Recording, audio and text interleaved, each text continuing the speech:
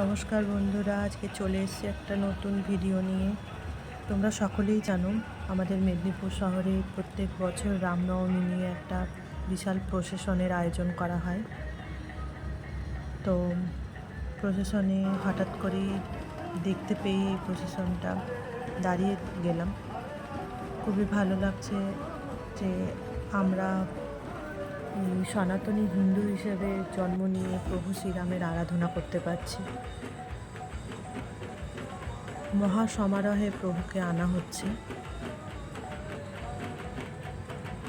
এই হিন্দু যুববাহিনী গোষ্ঠীতে সকলকেই আমি জানাই আমার শ্রদ্ধা এবং তাদেরকে আরও এগিয়ে যেতে সাহায্য করতে চাই।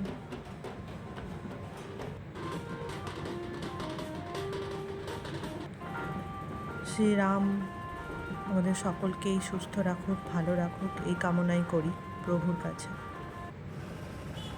তো প্রভুর যাত্রা হচ্ছে।